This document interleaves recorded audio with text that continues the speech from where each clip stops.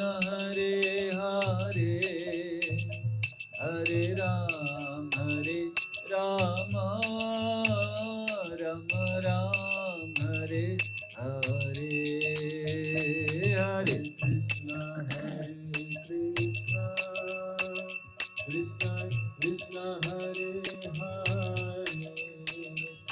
हरे हरे राम राम राम हरे हरे जय प्रभुपदा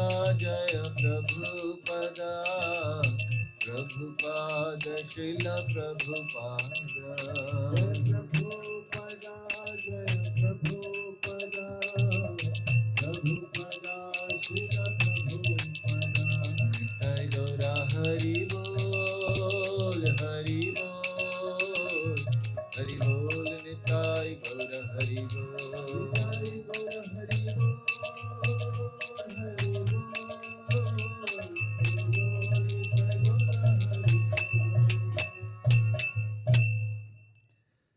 जय ओम विष्णुपाद परमहंस परिव्राजकाचार्य अष्टोत्तर शत शिष्यमद भय चरणारविंद भक्ति वेदांत स्वामी शिल प्रभुपाद की ISKCON BBD founder आचार्य शिल प्रभुपाद की जय।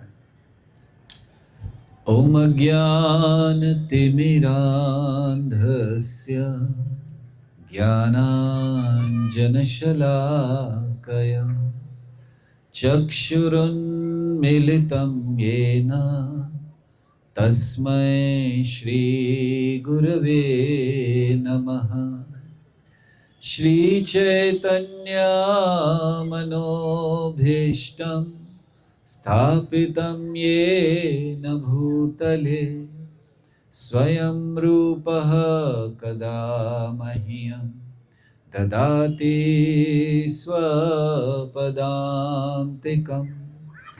वन्देऽहं श्रीगुरौ श्रीयुतापदकमलं श्रीगुरून् वैष्णवांश्च श्रीरूपं साग्रजातं सहगण रघुनाथान्वितं तं सजीवं साद्वैतं सावधूतं परिजनसहितं कृष्ण चैतन्यदेवं श्रीराधा कृष्ण पादान् सहगण ललिता श्रीविशाखान्वितांश्च। हे कृष्ण करुणा सिंधु दीनबंधु जगत्पते गोपेश गोपिका कांत राधा कांत नमस्तुते।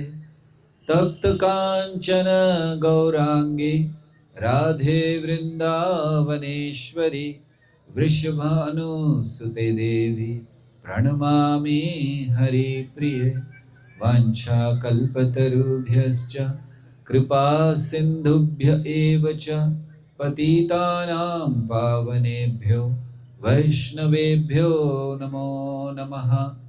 नमो ॐ विष्णुपादाय कृष्णप्रेष्ठाय भूतले श्रीमते भक्तिवेदान्त स्वामिनिति नामिने। नमस्ते सारस्वती देवे गौरवाणी प्रचारिणे निर्विशेष शून्यवादी पाश्चात्य देशतारिणे। जय श्री कृष्ण चैतन्य प्रभो नित्यानंद श्री अद्वैत गदाधर श्रीवासादि गौर भक्तवृंद। हरे कृष्णा कृष्णा कृष्णा हरे हरे हरे राम राम राम हरे हरे। हरे कृष्णा। एक सूचना है, एक गाड़ी है HR 02BA 0716। इनसे निवेदन है कृपया ये गाड़ी हटा लीजिए। आपकी गाड़ी इलेक्ट्रिक वायर पर है और हमारे इलेक्ट्रिक ट्रांसफॉर्मेशन में प्रॉब्लम क्रिएट कर सकती है, तो प्लीज याद रखें 0716 HR 02। कृपया ये गाड़ी अपने स्थान से हटा दीजिए। हरे हरे। हरे कृष्ण। स्वागत आप सबका इस गौर पूर्णिमा महोत्सव के दूसरे दिवस पर।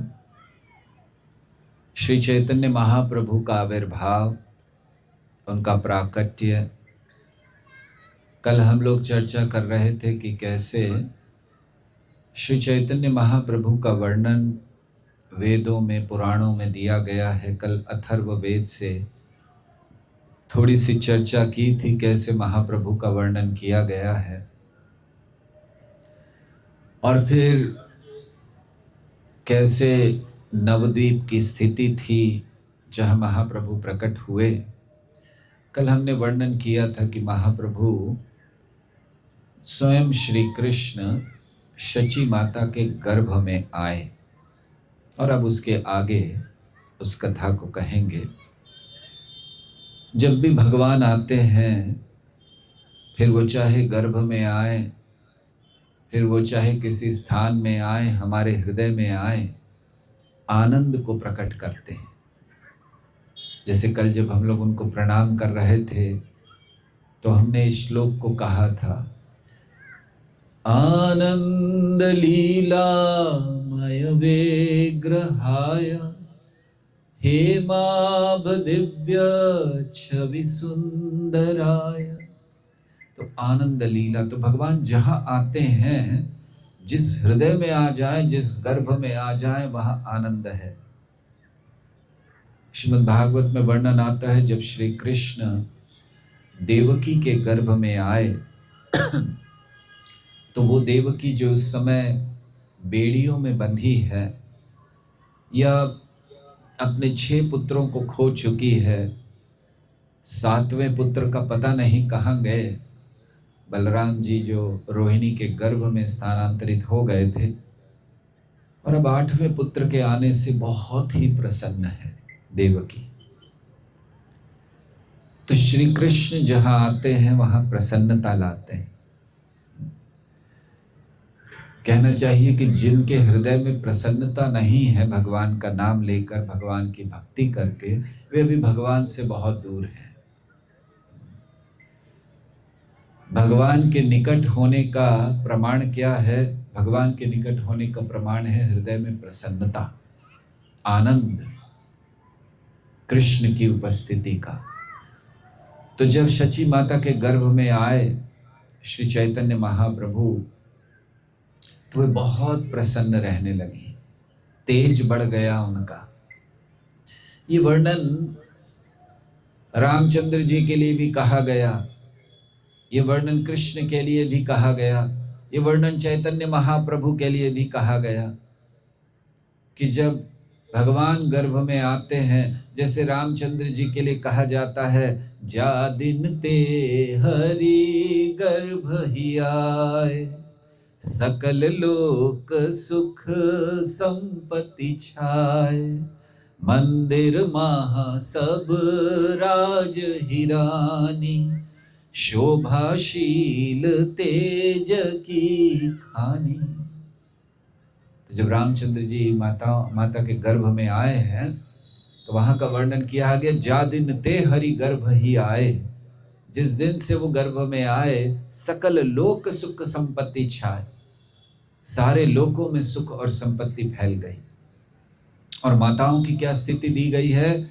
मंदिर माह सब राज ही रानी, शोभाशील तेज की खानी। तो बहुत तेज बढ़ गया उनका। और यही देवकी के लिए कहा गया कि जब श्री कृष्ण आए तो देवकी का तेज बढ़ गया। और ऐसे ही शची माता जब चैतन्य महाप्रभु गर्भ में आए तो उनका बहुत तेज बढ़ गया, और देवता आकर प्रार्थना किया करते थे,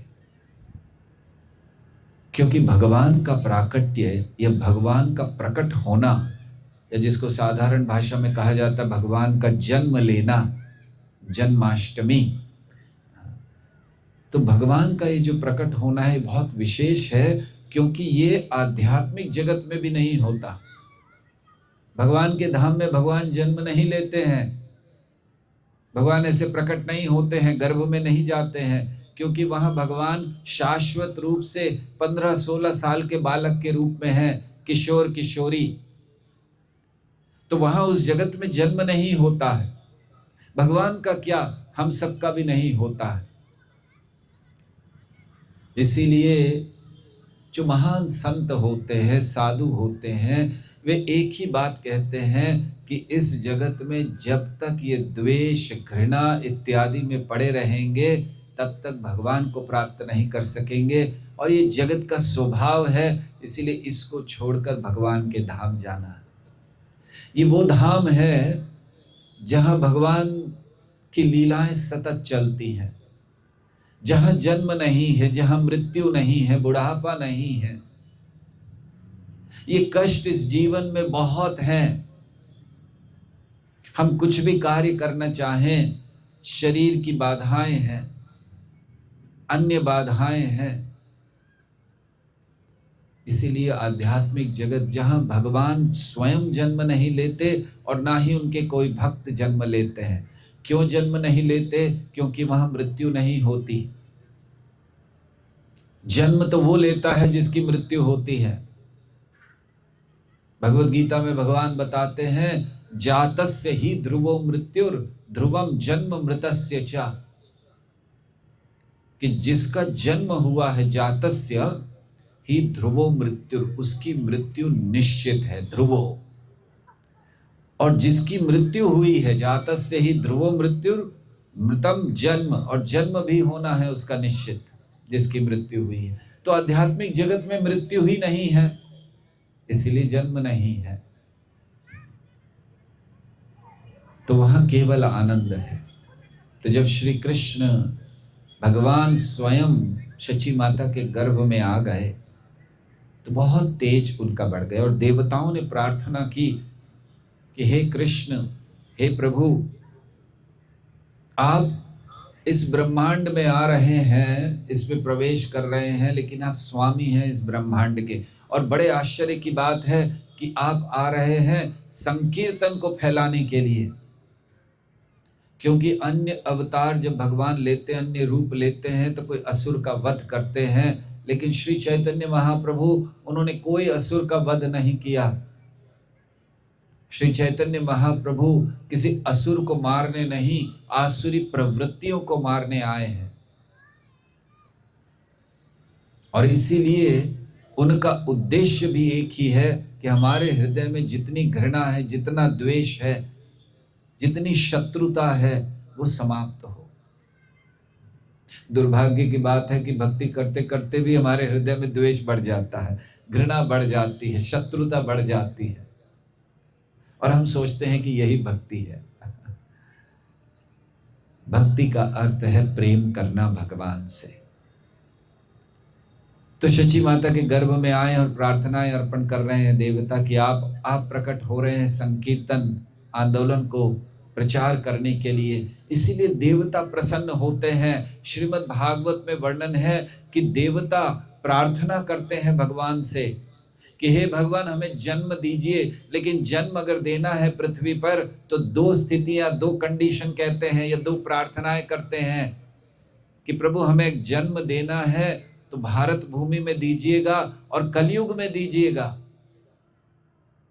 बड़े आश्चर्य की बात है कि उन्होंने कहा, देवताओं ने, कि हमें कलयुग में जन्म चाहिए और भारत भूमि में चाहिए। भारत में क्यों चाहिए तुम्हें जन्म?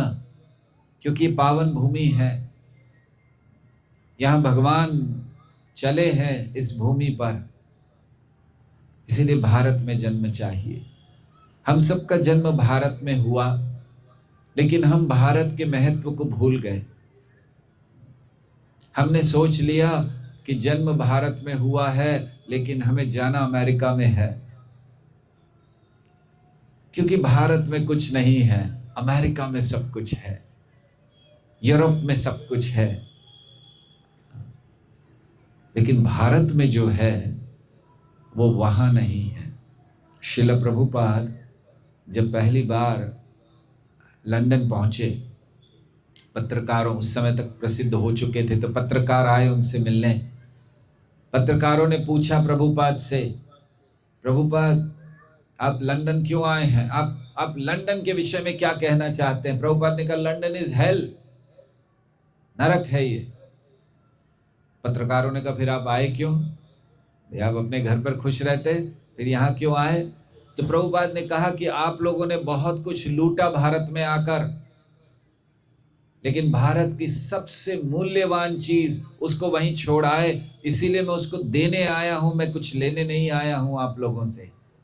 और वो है आध्यात्मिकता, भारत का आध्यात्मिक सभ्यता। ये हमारी पहचान है, ये हमारी धरोहर है, ये हमारी संपत्ति है, जिसको हम लोग खो बैठे, जिसको हम लोग ध्यान नहीं देते। तो अगर भारत की संपत्ति धरोहर जाननी है तो हमें आध्यात्मिकता में आना चाहिए। और इसीलिए देवता प्रार्थना करते हैं कि यहाँ दीजिए जन्म, क्योंकि इस कलयुग में विशेष करके केवल भगवान का नाम लेकर भगवान को प्राप्त करना ये संभव ही नहीं है। अन्य युगों में आपको कड़ी तपस्या करनी होती है, कई कई हजार वर्षों तक तपस्या करनी होती है, तब जाकर कहीं कुछ ऐसी प्राप्ति होती है जिससे मार्ग खुलता है भगवान की ओर जाने का। लेकिन ये कलयुग है, यहाँ ये तपस्या का समय नहीं है, युग नहीं है तपस्या का। इसलिए भगवान भी एक ऐसा मार्ग देते हैं जहां केवल नाम लेकर। हम आज सुबह भी वर्णन कर रहे थे कि परीक्षित महाराज जब उन्होंने देखा कि कलयुग प्रवेश कर रहा है, पहले तो उन्होंने थोड़ा सा दंड दिया, लेकिन फिर उसको अनुमति दे दी और परीक्षित बड़े प्रसन्न हुए। वर्णन किया गया कि परीक्षित मुस्कुरा रहे थे कलयुग को प्रवेश करने दिया जब।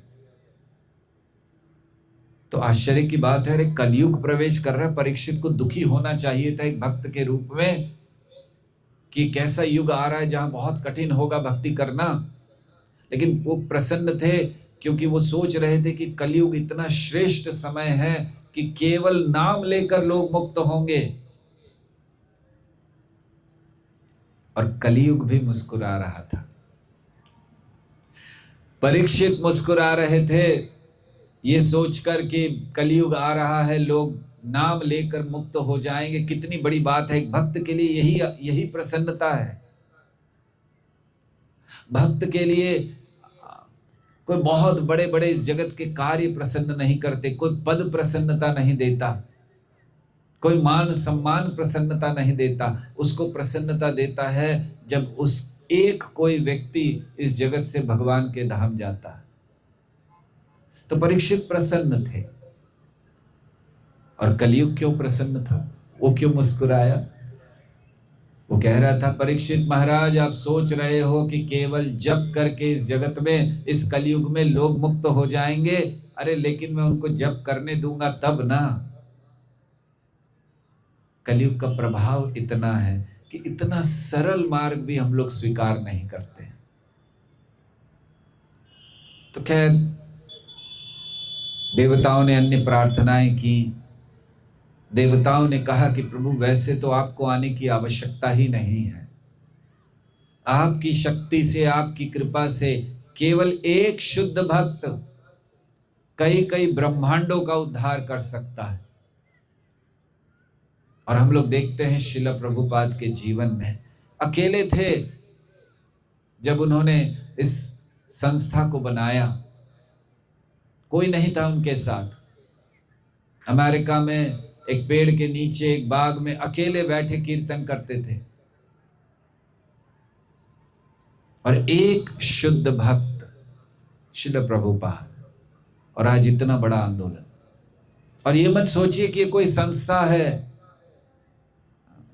एक कोई इस्कॉन नाम की संस्था बना दी है और इतनी सारी संस्थाओं में एक और संस्था जुड़ गई है। ये कोई संस्था नहीं है, ये एक धर्म है, ये एक क्रांति है जिसका प्रारंभ श्रील प्रभुपाद ने किया। आगे आने वाले समयों में जैसे आज हम लोग देखते हैं कि दुनिया भर में क्रिश्चियनिटी फैली हुई है, इस्लाम धर्म फैला हुआ है। तो ये क्रिश्चियनिटी, ये ईसाई धर्म कहाँ से शुरू हुआ? एक व्यक्ति जीसस ने शुरू कर दिया। उनके समय तो कुछ लोग थे उनको मदद करने के लिए, लेकिन आज दुनिया भर में ऐसे ही आने वाले समय में दुनिया भर में ये प्रभुपाद द्वारा प्रारंभ किया हुआ धर्म ये फैलेगा, क्योंकि ये सच्चा धर्म है, ये जीव का धर्म है, ये प्रेम पर आधारित धर्म है, इसमें कोई स्वार्थ नहीं है। तो देवताओं ने ऐसी प्रार्थना की और फिर भगवान के अलग अलग अवतारों का वर्णन किया देवताओं ने कि आप ऐसे ऐसे अलग अलग अवतार लेते हैं, मत्स्य अवतार, कूर्म अवतार, वराह अवतार। और फिर देवताओं ने कहा कि हमारा बड़ा भाग्य है कि हम आपको नृत्य करते देखेंगे। भगवान नाचने वाले भगवान। जर्मनी के एक फिलोसोफर थे, दार्शनिक, उनका कहना था कि मैं भगवान को नहीं मानता, क्योंकि मेरे लिए कौन भगवान हो सकते हैं। मैं ये भगवानों को नहीं मानता जो कहते हैं कि सब दंड मिलेगा, तुमने ये नहीं किया तो वो नहीं। मेरे लिए भगवान है नाचते गाते भगवान। उनको पता नहीं था श्री चैतन्य महाप्रभु के विषय में। तो एक सुंदर मार्ग देंगे आप। देवताओं ने कहा बहुत प्रसन्नता होगी जब आपको हम नृत्य करते देखेंगे। साधारण व्यक्ति कोई अच्छा सा थोड़ा नृत्य कर लेता है, हमें कितना अच्छा लगता है देखकर कि बहुत अच्छा नृत्य किया। और सोचिए जो सारी कलाओं के अधीश्वर हैं, जब वो नृत्य करते होंगे तो क्या दिखता होगा, कैसे आनंद आता होगा। वो तो भाग्यवान व्यक्ति देख पाए उनको नृत्य करते हुए। तो देवताओं ने ऐसी प्रार्थना की और फिर अब समय आ रहा है कि जब भगवान प्रकट होंगे। कल का दिवस ऐसा ही समय था, ऐसा ही ग्रहण था 540 साल पहले। वही ग्रहण, वही समय, महाप्रभु के प्रकट होने का समय। विशेष करके महाप्रभु आए हैं एक प्रेम को प्रदान करने। महाप्रभु ने सोचा, भगवान ने सोचा, चिरकाल नाही करी प्रेम भक्ति दान। चिरकाल मतलब बहुत लंबे समय से, नाही करी नहीं किया, क्या? प्रेम भक्ति दान। प्रेम भक्ति को नहीं दिया है मैंने। भक्ति भी न जग तेरा नाही अवस्थान। भगवान सोचते हैं भक्ति के बिना तो जगत का उद्धार होना ही नहीं। और ये बहुत महत्वपूर्ण है। ये भक्ति का मार्ग है जो हमें कृष्ण से जोड़ता है। ये भक्ति का मार्ग है जो हृदय में प्रेम लाता है। बाकी सब मार्ग कठोर कर देते हैं हृदय को। अब बहुत बड़े ज्ञानी बनिए, अहंकार हो जाएगा, मैं ज्ञानी हूं, मैं शास्त्र जानता हूं। आप बहुत बड़े कर्मकांडी बनिए, अर्थात यज्ञ इत्यादि करने में दक्ष बनिए। आपके अंदर भोग प्रवृत्ति बढ़ जाएगी कि मुझे इस यज्ञ के द्वारा ये प्राप्त करना है। और यही हो रहा है भारत में। दुर्भाग्य की बात है, जब कृष्ण की कथा होती है, जहाँ प्रेम की बात होती है, हमें रुचि नहीं आती। लेकिन वहीं कोई यज्ञ होता है, कोई पूजा होती है, आपको बताया जाता है कि अगर आपने 1 घंटे बैठकर ये किया तो आपको ये प्राप्त होगा, आपके घर में धन धान्य सुख होगा, तो सारे लोग आ जाते हैं। हमारी रुचि किसमें है? प्रेम में, भक्ति में, सेवा में, या धन में, संपत्ति में, इस जगत के सुख में? उसके लिए हम भागते हैं। क्यों नहीं भागते कृष्ण के लिए? क्यों वो प्रेम नहीं है जो गोपियों के हृदय में था, जिसके लिए वो भागी सब कुछ छोड़कर? और इसीलिए जब उद्धव ने उनके भाव को देखा, वो उद्धव जो कृष्ण के सबसे निकट रहते हैं, द्वारका में, मथुरा में, वो उद्धव जब गोपियों के भाव को देखते हैं, जब गोपियों के प्रेम को देखते हैं, तो उनको शर्म आती है अपने ऊपर कि क्या मैं अपने आप को बहुत बड़ा भक्त मान रहा था, मैं मान रहा था कि कृष्ण मेरे निकट हैं, लेकिन ये प्रेम है, ये भक्ति है। और इसीलिए वो कहते हैं, आसामहो चरण रेणुज सामहं स्याम वृंदावने किमपि गुल्मलतौषधीनां यदुस्त्यज स्वजनमार्यपथं च हित्वा भेजुर्मुकुंद पदवीं। तो कहते हैं, उद्धव जी कह रहे हैं कि मैं तो इनको गोपियों को देखकर इतना आश्चर्यचकित हो गया हूं, मैं चाहता हूं कि इनके चरणों की धूल मेरे सर पर आए, लेकिन मैं मांगूंगा तो देंगी नहीं ये। इसीलिए मैं चाहता हूं कि वृंदावन में गुल्म लतौषधी नाम, कोई छोटा सा पौधा बनकर, कोई घास का तिनका बनकर पैदा हो जाऊं, ताकि गोपियां चलें और उनके चरणों की धूल मेरे सर पर आए। ये प्रेम है। तो इसीलिए महाप्रभु जब आते हैं, श्री चैतन्य महाप्रभु जो कीर्तन करेंगे, वो प्रेम को प्रदान करेंगे, वो इन सब से परे भक्ति को प्रदान करने आए हैं। तो इसीलिए वो कह रहे हैं, चिरकाल नाही कोरी प्रेम भक्ति दान। बहुत समय हो गया मैंने भक्ति का, प्रेम भक्ति नहीं दी है, अब उसको मुझे देना है। और कैसे देना है? तो वे कहते हैं, आपनी करीमु भक्ति भाव अंगीकारे। मैं स्वयं भक्ति के भाव को अंगीकार करूंगा, क्योंकि जब कोई चीज बतानी होती है तो सबसे अच्छा कौन बता सकता है? जो उसका अनुभव कर रहा है। तो महाप्रभु स्वयं कृष्ण बताना चाहते हैं कि मैं भक्त के रूप में आऊंगा और मैं बताऊंगा कैसे भक्ति करनी है। अपनी आचारी भक्ति सिखाएं सवारे। तो मैं खुद भक्ति कर कर सबको सिखाऊंगा कि भक्ति कैसे करनी है। और इसीलिए महाप्रभु स्वयं आए, श्री कृष्ण स्वयं आए भक्ति करने के लिए, भक्ति सिखलाने के लिए। सो महाप्रभु के प्रकट होने का या आने के क्या कारण है? पहला कारण है, महाप्रभु हरि नाम देना चाहते थे। हरि भक्ति परम हरि नाम धरम कर जाप्य करम हरि नाम परम नयने सततम प्रणयाश्रुधरम प्रणमामि शची सुत गौरवरम। हरि भक्ति कर, हरि नाम धर्म। तो हरि नाम को देने के लिए आए हैं श्री चैतन्य महाप्रभु।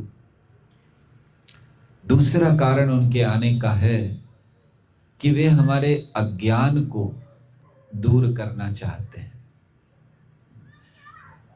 हमें सबको लगता होगा, कौन सा ज्ञान? हम लोग तो किसी अज्ञान में नहीं है, बहुत बड़े अज्ञान में है। क्या ज्ञान है हमें? हमें अपनी ही पहचान नहीं है। ये मनुष्य जीवन बना है आत्म साक्षात्कार के लिए, अपनी पहचान जानने के लिए। हमें अपनी ही पहचान नहीं है, हमें भगवान की पहचान नहीं है, हमें अपने संबंध की पहचान नहीं है। बड़े आश्चर्य की बात है। और यही कारण है इस जगत में हम चिंतित रहते हैं, सदा समुद्विग्न ध्यान असत ग्रहण। हम अपनी पहचान भूल चुके हैं, अपना संबंध भूल चुके हैं। कैसे प्रसन्न रहेंगे? आपने फिल्मों में देखा होगा, कभी कभी किसी के सर पर चोट लग जाती, भूल जाता है, फिर वो कहता मैं कहाँ हूँ, और उसको नहीं पता मैं कौन हूँ, इसलिए हमेशा चिंता में रहता है। यही स्थिति हम सबकी है, भूल चुके हैं उस संबंध को, उन भगवान को। और इसीलिए सदा समुद्विग्न ध्यान असत ग्रहण, चिंता में है। ऐसा कोई है यहाँ पर जो कह सकता है कि मुझे कोई चिंता ही नहीं है? प्रभु जी आप गलत बोल रहे हो। आज ही नहीं, बचपन से लेकर अभी तक कोई चिंता नहीं रही। चिंता क्या होती है मुझे पता ही नहीं। कोई आप में से होता नहीं, सबको चिंता है। क्या चिंताएं हैं? हमारी चिंता का कारण अलग अलग होता है। शंकराचार्य जी कहते हैं बाल्यावस्था क्रीडासक्ता, तरुणावस्था तरुणी सक्ता, वृद्धावस्था चिंतासक्ता, पर ब्रह्मणि को अपि न सकता। वो कहते हैं, बड़ा दुख प्रकट कर रहे हैं शंकराचार्य जी। वे कहते हैं बाल्यावस्था क्रीड़ा सकता, जब बच्चा छोटा होता है तो उसकी चिंता क्या होती है? मुझे खेलने मिल जाए, मेरे खिलौने कोई लेकर ना चला जाए। बाल्यावस्था क्रीड़ा सकता, तरुणावस्था तरुणी सकता। युवा हो जाता है तो युवतियों के पीछे भागना उसके जीवन का उद्देश्य हो जाता है। तू मेरा चांद मैं तेरी चांदनी, ऐसा कुछ जीवन उनका होता है। वृद्धावस्था चिंता सकता, तो वृद्धावस्था में क्या होता है? हर समय चिंता, बैठ गए तो उठा नहीं जाता, उठ गए तो बैठा नहीं जाता, मन में बहुत सारी इच्छाएं हैं लेकिन पूरी नहीं कर पाते, चिंता सकता। और यही चिंता चिता तक ले जाती है। लेकिन वो एक दुख प्रकट करते हैं कि बाल्यावस्था में क्रीड़ा है, ये तरुणावस्था में तरुणी है, वृद्धावस्था में चिंता है, पर ब्रह्मणि को अपी ना सकता। शंकराचार्य जी कहते हैं बड़े दुर्भाग्य की बात है कि पर ब्रह्म भगवान श्री कृष्ण, उनके प्रति किसी की आसक्ति नहीं है। इस अज्ञान को दूर करने के लिए महाप्रभु आए, जो हमारा संबंध हमसे दूर हो गए, छूट चुका है। दूसरा कारण महाप्रभु, तीसरा कारण, पहला कारण हरि नाम देने आए हैं, दूसरा कारण अज्ञान दूर करने आए हैं। आप लोग याद रखिएगा, क्लास के बाद पूछेंगे आपसे। तीसरा कारण पापमय जीवन को समाप्त करने आए हैं। पापियों को मारने नहीं आए हैं, पाप को समाप्त करने आए हैं। इस समय में जहां हम हैं, पाप क्या है? कोई कह सकता है जो आपके अनुसार पाप है वो हमारे अनुसार पाप नहीं है। लेकिन पाप क्या है? अगर पाप को 4 श्रेणियों में डाला जा सकता है, सभी प्रकार के पाप को।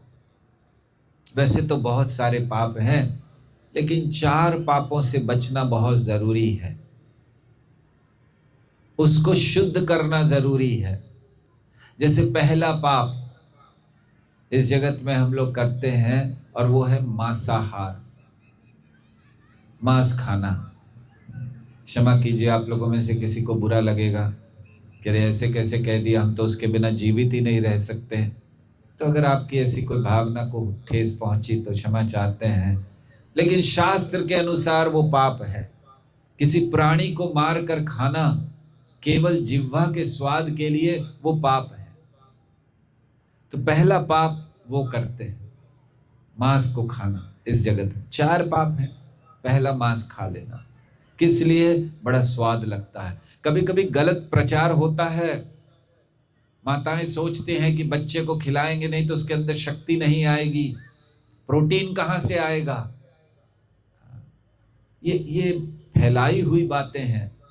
हाथी कभी नॉनवेज खाता है क्या? उसके अंदर शक्ति नहीं है? शेर से ज्यादा शक्ति है जो नॉनवेज खाता है।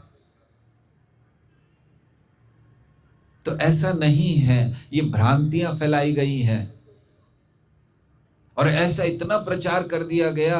हम लोगों को भी ध्यान है, हम जब छोटे थे तो हम लोग भी गाया करते थे, संडे हो या मंडे रोज खाओ अंडे। ये फैलाया गया है सब। ऐसा नहीं है कि बच्चों को नहीं खिलाया जाएगा तो कोई उनको प्रोटीन की कमी हो जाएगी।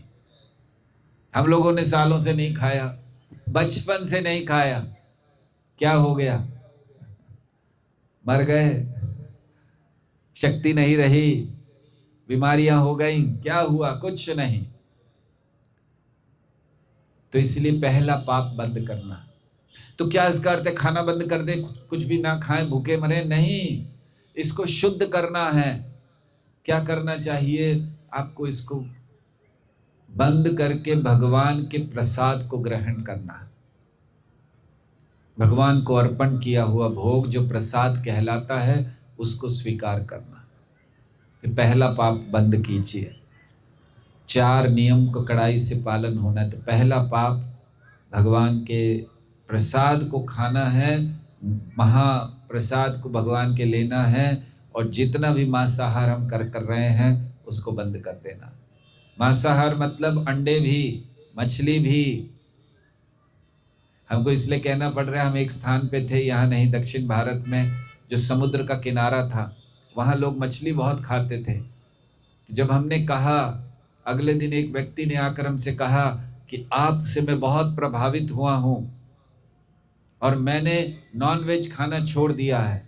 हमें बहुत खुशी हुई कि कम से कम एक व्यक्ति ने इसको स्वीकार किया। हम हजारों लोगों को कहते हैं, अगर एक भी स्वीकार कर ले तो प्रसन्नता होती है। तो हमें बड़ी प्रसन्नता हुई। उसने कहा, आज से मैंने नॉनवेज खाना छोड़ दिया, केवल फिश खाऊंगा, क्योंकि उसके लिए फिश नॉनवेज नहीं है।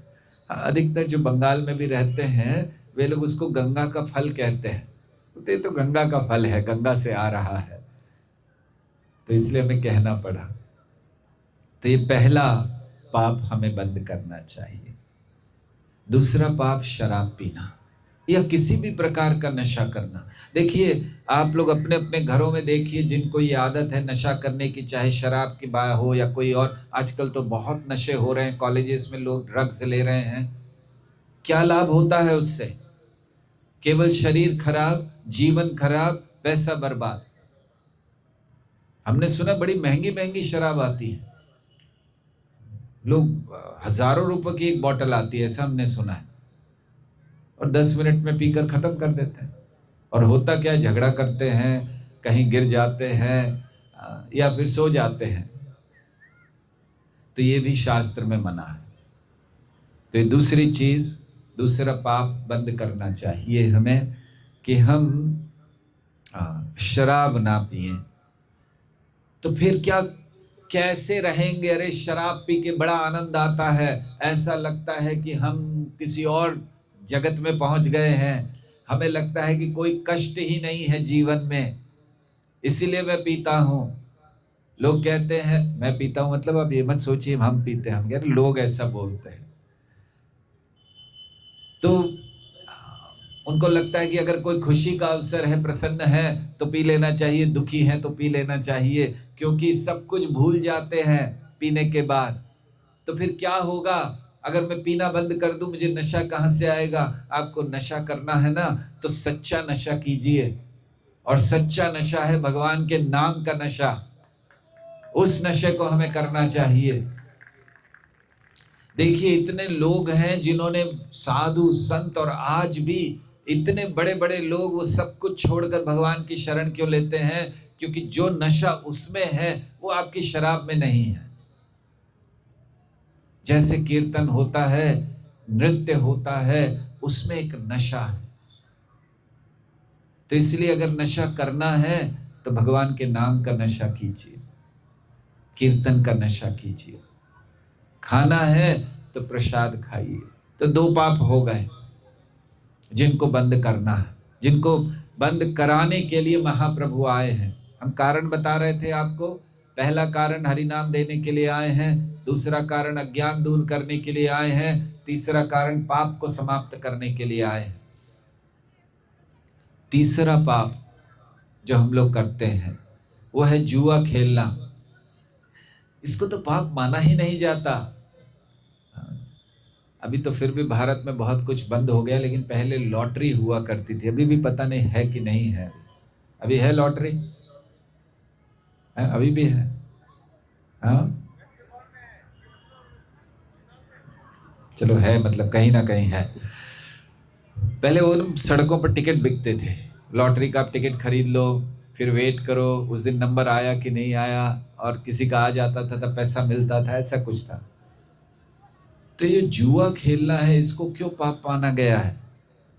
ये क्यों बंद करना हमें? ये तो करना चाहिए कि हो सकता है किसी दिन जैकपॉट लग जाए, फिर जीवन सफल। नहीं, ये जुए को भी मना किया गया है, क्योंकि जब हम जुआ खेलते हैं तो हमारा विश्वास भगवान से उठ जाता है। हमारा विश्वास उस पर रहता कि एक दिन ये मिल जाएगा, और वो कभी नहीं होता। लोग अपना सारा कुछ खो बैठते हैं। इसीलिए जुआ अगर खेलने की आदत है तो इसका अर्थ क्या है? आपकी श्रद्धा, आपका विश्वास कहीं और है। उसको बदलिए, अपनी श्रद्धा भगवान में लगाइए। अरे उस व्यक्ति में लगाइए जो आपको सब कुछ दे सकता है। आप अगर डूब रहे हो तो आप किससे मदद मांगोगे? समझिए आप डूब रहे हैं और आपने देखा अरे कौन बचाएगा कौन बचाएगा, और देखा आपके बगल में और एक व्यक्ति डूब रहा है, वो भी डूब रहा है, आप भी डूब रहे हो। आप उसको बोलोगे भाई मुझे बचा लो? वो खुद ही डूब रहा है, वो आपको क्या बचाएगा? बचाने वाला तो वो होगा जो किनारे पर खड़ा है। इस जगत में ये भवसागर है, हम सब डूब रहे हैं और हम एक दूसरे की मदद मांग रहे हैं। तुम मुझे डूबने में थोड़ी मदद कर दो। वो कहते ठीक है, मैं तुम्हारे सर पर चढ़ जाता हूं, तुम डूब जाओ पहले, बाद में मैं डूबूंगा।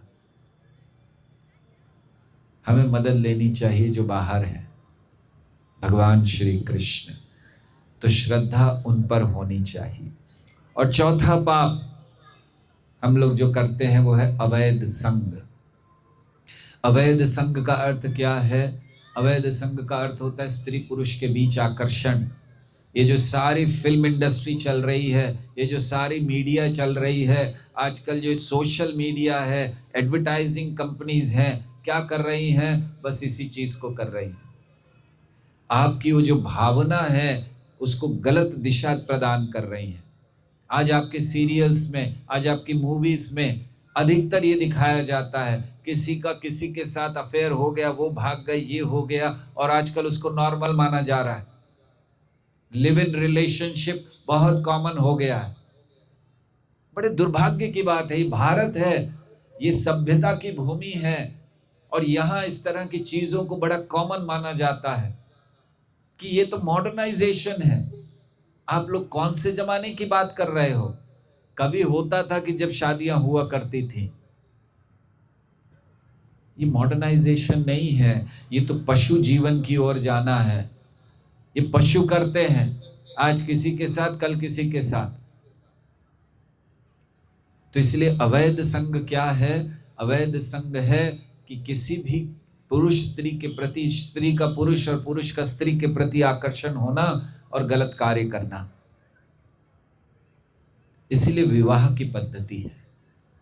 क्या करना चाहिए? विवाहित जीवन में संतुष्ट रहना चाहिए और पति पत्नी दोनों को मिलकर भगवान की भक्ति करनी चाहिए। क्यों साथ में आते हैं? केवल लड़ने के लिए? साथ में आते हैं भगवान की भक्ति करने के लिए। इसलिए इस चौथे पाप से भी बचिए। ये जो बाहर ये आधुनिकता के नाम पर जो गलत चीजें फैलाई जा रही है सोशल मीडिया पर या अन्य स्थानों पर, पिक्चरों में, ये दिखाना कि बस किसी का किसी के साथ आकर्षण हो गया, बहुत अच्छा है। क्यों? वो प्रेम है। वो प्रेम नहीं, काम है, शरीर के आधार पर है। और प्रेम शरीर से नहीं, व्यक्ति से किया जाता है। इसीलिए महाप्रभु आए इन पापों को रोकने के लिए और समझाने के लिए कि सच्चा प्रेम क्या है। ये काम वासना में पड़कर अपने आप को धोखा मत दो कि मैं प्रेम करता हूं। जैसे लोग जगत में कहते हैं लव एट फर्स्ट साइट, मुझे देखते ही प्रेम हो गया। क्या झूठ है।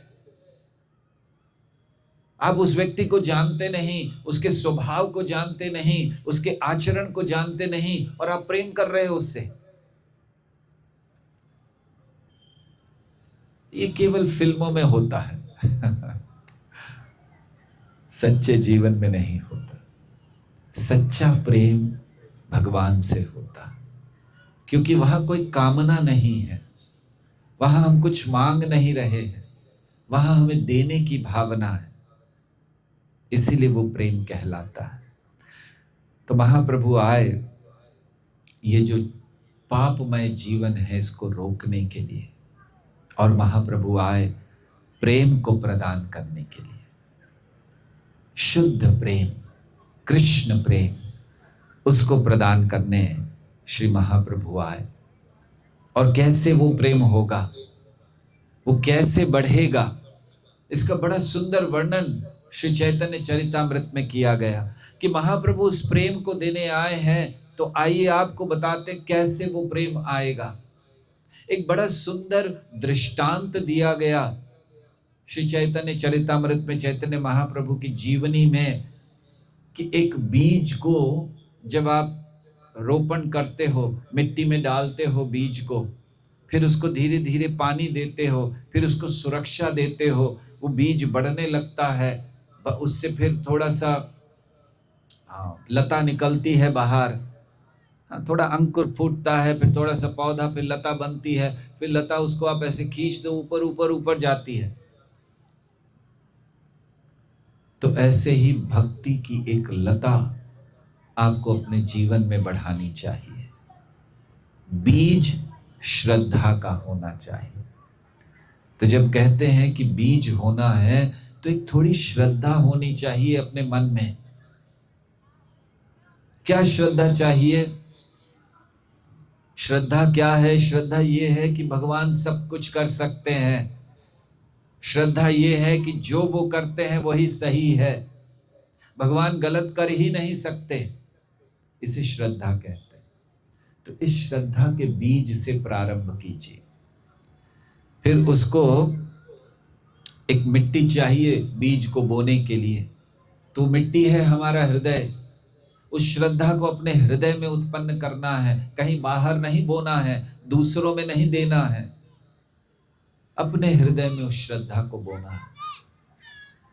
तो अब बीज हो गया, श्रद्धा हो गई, बीज हो गया, भूमि हो गई, पानी डालना है ना, नहीं तो सूख जाएगा। वो पानी है श्रवण कीर्तन, भगवान के नाम का उच्चारण और भगवान की कथाओं को सुनना। प्रेम बढ़ेगा भगवान से। प्रयास करके देखिए, ये श्रवण, ये कीर्तन, ये नाम का कीर्तन, यही है इस जीवन का सार, और कुछ नहीं है इस जीवन में। बाकी बहुत सी चीजें आएंगी और जाएंगी, आपकी मान सम्मान रहेगा और चला जाएगा, आपका धन आएगा और जाएगा, आपके परिवार के जन आएंगे और जाएंगे। ये एक चीज है जो हमेशा बनी रहेगी, और वो है भगवान की भक्ति। सो भगवान की भक्ति, नाम और श्रवण और कीर्तन, इसको हमें बहुत अच्छे से करना चाहिए। तो सिंचन हो गया, बीज लिया श्रद्धा का, भूमि ली हृदय की, जल लिया श्रवण और कीर्तन का, सिंचन कर रहे हैं, उसको सुरक्षा भी देनी है, कहीं कोई आकर उसको खराब ना कर दे। तो सुरक्षा होती है भक्तों के संग की। हमें हमेशा प्रयास करना चाहिए अपना संग अच्छा रखें, क्योंकि संग अच्छा रखेंगे तो हमारे लिए प्रगति जल्दी होगी। महाभारत में भी और रामायण में भी हर जगह इस संग का वर्णन आता है। विशेष करके रामायण में जहां मंथरा का प्रसंग आता है, कैकेयी ने आंख बंद करके मंथरा पर विश्वास कर लिया। कौन थी मंथरा? एक दासी थी। चलो दासी भी थी, किसकी दासी थी, कहां से आई थी, किसी को नहीं पता था। जब बाद में कैकेयी को पूछा कि अरे तुमने इस मंथरा पर विश्वास किया, कौन है ये, जानती हो? उन्होंने कहा मैं नहीं जानती, कहां से आई, विवाह हुआ तो मेरा साथ में आ गई थी ये भी। तो वहां वर्णन है कि हमें अपने मित्र, अपने सेवक, अपने संबंधी, अपने मित्र चुनने चाहिए, ध्यान रखना चाहिए कैसा संग है हमारा। तो इसलिए उसकी सुरक्षा हम करें अच्छे संग से। फिर आप देखते हो जब आप पानी डालते हो बीज में, साथ में छोटे छोटे अवांछित पौधे आ जाते हैं, वीड्स, घास पतवार उग जाती है। तो उस घास पतवार को खोद कर निकालना चाहिए, समूल उसको। तो ये घास पतवार क्या है? हम जब भगवान की ओर जा रहे हैं, श्रद्धा से श्रवण कीर्तन कर रहे हैं, हृदय में थोड़ा सा अहंकार आ जाता है, थोड़ा लोभ आ जाता है, गलत भावनाएं आ जाती हैं, और अगर उसको नहीं निकाला गया तो वही जल जो आपकी भक्ति की लता को बढ़ा सकता है, वही इनको बढ़ाता। हमारा अहंकार बढ़ जाता है, हमारा द्वेष, हमारी शत्रुता, हमारे लिए सब कुछ वही हो जाता है। वही भक्ति है मेरे लिए। इसीलिए बहुत ध्यान से उनको निकालना चाहिए। उनको कहते हैं अवांछित पेड़ पौधे। और फिर धीरे धीरे ये लता आगे बढ़ती है और इस जगत के परे जाती है, क्योंकि इसका आधार श्रद्धा है और प्रेम है। तो हमारे जीवन का लक्ष्य ये होना चाहिए कि हम इस वृक्ष से, इस लता से असली फल को ले सकें, और वो फल है प्रेम। ये प्रेम चाहिए, ये भक्ति चाहिए।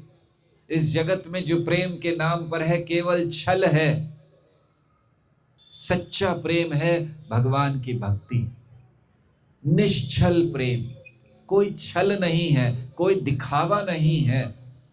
केवल हम और कृष्ण, मैं और भगवान, इनके बीच का संबंध, ये भक्ति कहलाता है।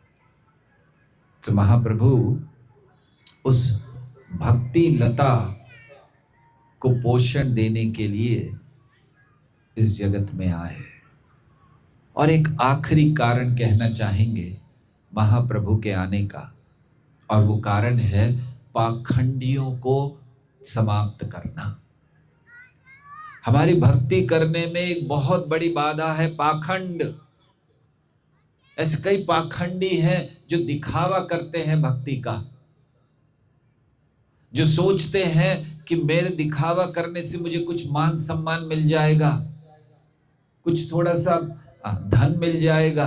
कईयों के घर चलते हैं भक्ति से, भक्ति से तो नहीं, पाखंड से। महाप्रभु आए ऐसे पाखंडियों को दंड देने के लिए, उनको समाप्त करने के लिए। जो कहते हैं कि भगवान नहीं है, जो कहते हैं कि भगवान का रूप नहीं है। आपने सुना होगा कई बार ऐसे माना जाता है, लोग कहते हैं कि भगवान दरअसल उनका कोई रूप नहीं होता। कितने आश्चर्य की बात है, कोई ऐसा कह सकता?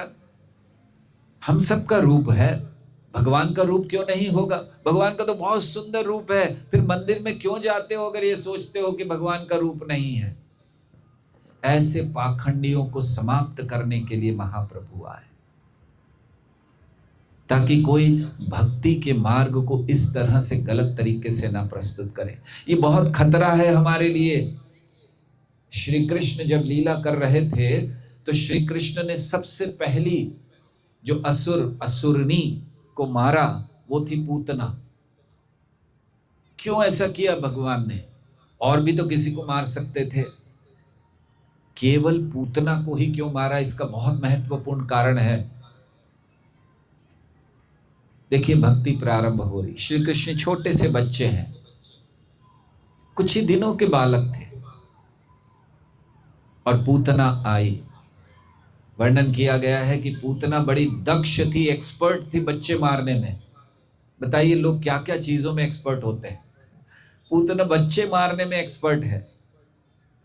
कंस ने बुलाया, आओ आओ तुम बहुत एक्सपर्ट हो, अच्छा क्या करना है, जाओ ब्रज में जाओ, जो भी पिछले 10-15 दिनों में बच्चे पैदा हुए सबको मार दो।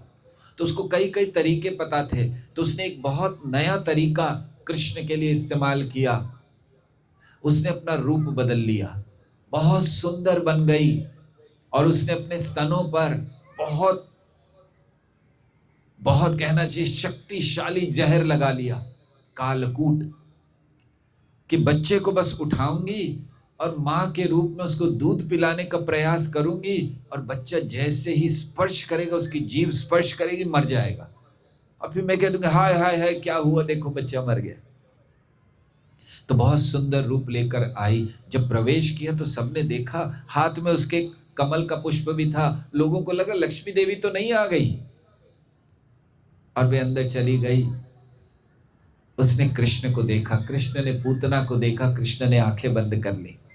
आचार्य कहते हैं कृष्ण ने आंखें बंद क्यों की? क्योंकि कृष्ण सोच रहे थे कि ये पूतना, इसने बहुत से बालकों को मारा है, मुझे इसकी शक्ल नहीं देखनी। या एक आचार्य कहते हैं कि उन्होंने आंखें इसलिए बंद कर ली कि वो आंखें बंद कर कर पूतना को कह रहे थे चिंता मत करो, अभी तुम्हारा उद्धार करूंगा, इसलिए आंखें बंद कर ली। तो खैर पूतना ने प्रयास किया मारने का, मार नहीं पाई। तो ये बताया जाता है कि पूतना कौन है। पूतना है वो बोगस गुरु, वो धोखेबाज पाखंडी लोग जो अभी हम भक्ति प्रारंभ कर रहे हैं, हम छोटे से बच्चे हैं भक्ति में, और वो आकर हमें गलत शिक्षा देकर हमारी भक्ति समाप्त कर देते हैं। जहर होता है, जैसे पूतना दूध पिलाने के बहाने जहर देना चाह रही थी, ऐसे ही ऐसे पाखंडी लोग हैं जो भक्ति के नाम पर, भगवान के नाम पर हमें ऐसा जहर दे देते हैं कि हम सब कुछ भूल जाते हैं। हम या तो भक्ति छोड़ देते हैं या हमें लगता है कि भगवान है ही नहीं। इसीलिए ऐसी पूतनाओं से, ऐसे धोखेबाज पाखंडियों से बचना चाहिए, जिन्होंने केवल बिजनेस बना रखा है। कथा करना बिजनेस है, भक्ति करना बिजनेस है उनके लिए, ये व्यापार नहीं है। भक्ति कोई व्यापार नहीं, भक्ति प्रेम है, और ऐसे प्रेम को हमें प्राप्त करना चाहिए।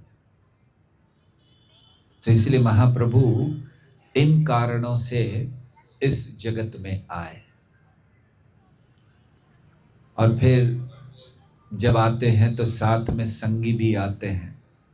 सांगोपांगास्त्र पार्षदम, अपने साथ अस्त्र शस्त्र लेकर आए हैं। कौन से अस्त्र शस्त्र? चक्र लाए, गदा लाए, धनुष लाए नहीं, अपने पार्षद लेकर आए। उनके संगी ही उनके अस्त्र बन गए, और उनके संगियों ने ही जगत भर में फैलकर कृष्ण नाम का प्रचार किया। महाप्रभु ने एक बात बहुत महत्वपूर्ण कही, भारत भूमि ते जन्म हैल जार, जन्म सार्थक करी कर पर उपकार। भारत में जन्मे हर व्यक्ति का एक कर्तव्य है, और क्या कर्तव्य है? अपना जन्म सार्थक करें और दूसरों को उपकार करें, लेकिन उससे पहले खुद का जन्म सार्थक। तो हमें क्या करना चाहिए? अपने जीवन में भक्ति को अपनाना चाहिए। ये चार जो पाप हैं उनको बंद करें, कृष्ण की भक्ति में आगे बढ़ें, और इसी के द्वारा अन्यों का उद्धार भी करें। यही जीवन का सार है, यही शास्त्रों का सार है, यही साधु संतों की वाणी का सार है कि जन्म सार्थक करी कर पर उपकार।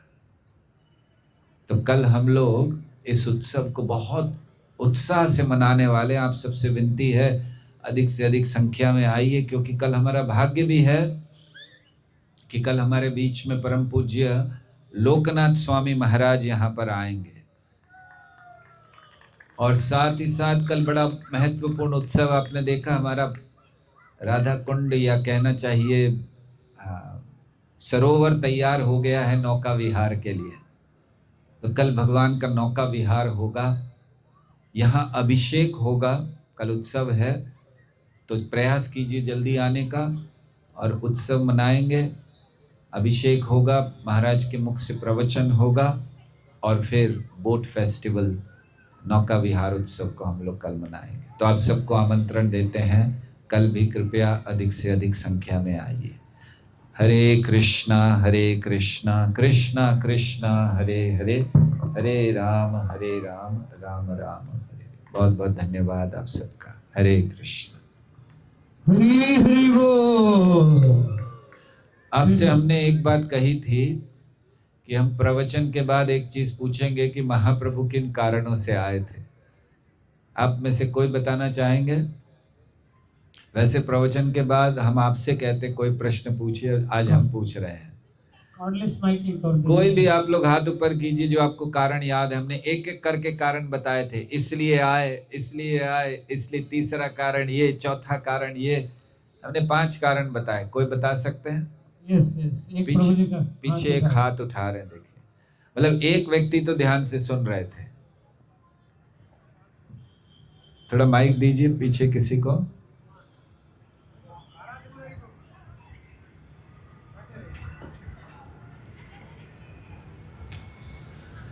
भक्ति में संकीर्तन करने के लिए आए थे। भक्ति में संकीर्तन संकीर्तन, ओके।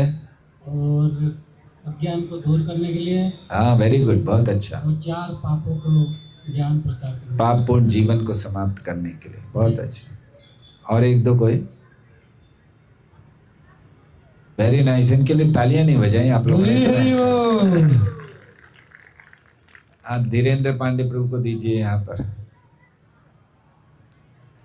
वकील साहब बताएंगे सब क्या है। हरे कृष्ण प्रभु जी। हरे कृष्ण। हरि नाम देने और अज्ञानता दूर करने। हरि नाम और अज्ञानता, बहुत अच्छा, वेरी नाइस। इस तरफ से कोई? अच्छा, पीछे हाथ उठा रहे हैं, देखिए माइक प्रभु जी वहां लेकर जाइए। आप खड़े हो जाइए थोड़ा। हाँ, थोड़ा कंपटीशन कर लेते हैं। देखिए माताओं ने ध्यान से सुना या प्रभु जी लोगों ने? 2 प्रभु जी बता दिए, माताओं की तरफ देखते हैं। माइक थोड़ा पास में रखिए माता जी। हरे कृष्णा सभी को। हरे प्रभु जी एक तो हरि नाम देने आए थे, हरि नाम देने आए थे, बहुत अच्छा। दूसरे अज्ञानता मिटाने, अज्ञानता मिटाने, तीसरा पाखंड का खत्म करने, पाखंड को खत्म करने, वेरी नाइस। और सभी पापों को नाश करने आए थे। पापों का नाश करने, वेरी गुड। 5वां हरि नाम देने। हरि नाम देने, ओके, बहुत अच्छा, वेरी नाइस। हरि हरि बोल। आप लोग ध्यान से सुन रहे हैं, अच्छा लगता है ये सुनकर। ओके, और कोई एक आखिरी बता दें? यहाँ आगे ले आइए प्रभु, माइक आगे लाइए, यहाँ सबसे आगे। मतलब आप खड़े हो जाइए तो पता चलेगा माइक किसको देना है। इधर इधर इधर।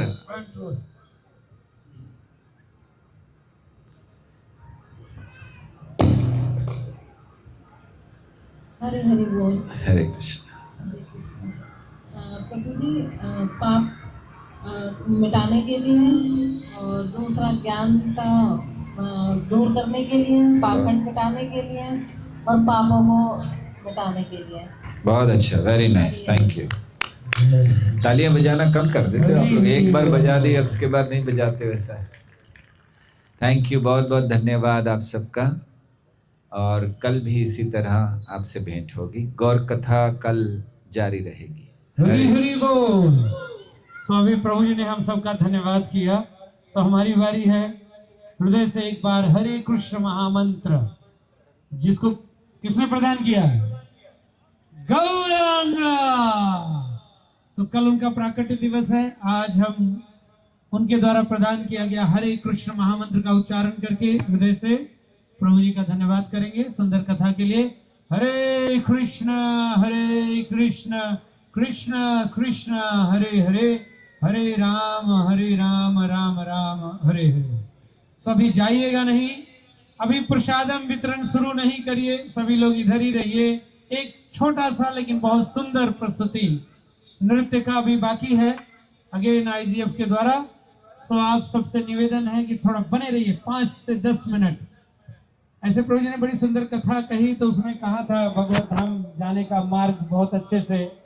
तो एक जैसे कहते हैं प्रभुपाद जी कहा करते थे बैक डोर की, तो हरि नाम मिला है, लेकिन साथ में की भी हमें मिल गई है रास्ते में। तो जिन भक्तों का ये एक की है तो वो मुझसे प्राप्त कर सकते हैं, यहाँ मेरे पास है ये माइक।